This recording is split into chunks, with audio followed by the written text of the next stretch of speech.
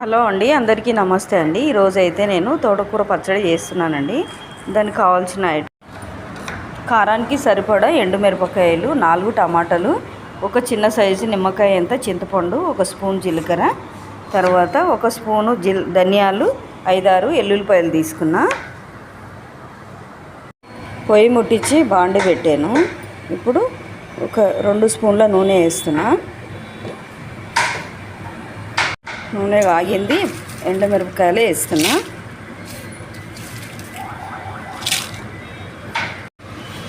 ఇప్పుడు ధనియాలు కూడా వేస్తున్నా, జీలకర్ర కూడా వేసేస్తున్నా, వెల్లుల్లిపాయ కూడా వేస్తున్నా.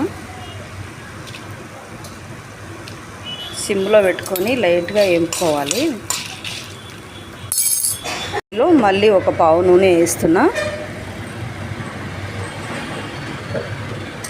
కట్ చేసుకున్న టమాటా వేసేసుకోవాలి.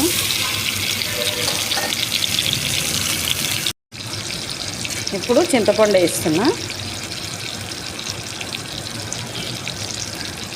ఒక 1/2 స్పూను పసుపు వేస్తున్నా. దీన్ని సిమ్లో పెట్టుకొని అన్నీ మగ్గనిచ్చుకోవాలి. బాగా మగ్గిన తర్వాత తీసేసుకోవాలి.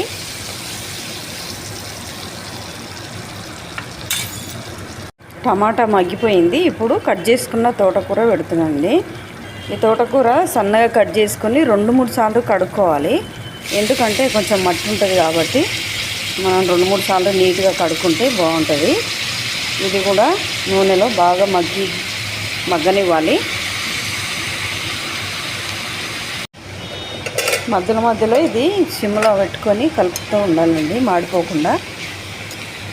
మంచిగా మెత్తగా అయ్యే వరకు మగ్గించుకోవాలి. ఎందుకంటే ఈ గ్రీన్ కలర్ పోయేదాకా మగ్గించుకోవాలి. ఎందుకంటే కొంచెం పసరు వాసన వస్తుంది కాబట్టి బాగా గ్రీన్ అంతా పోయేదాకా మనం నూనెలో సిమ్లో పెట్టి బాగా మగ్గనివ్వాలి.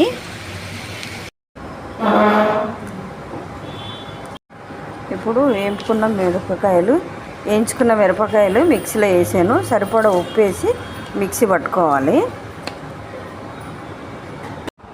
తోటకూర ఎండుమిరపకాయల పచ్చడి రెడీ అండి.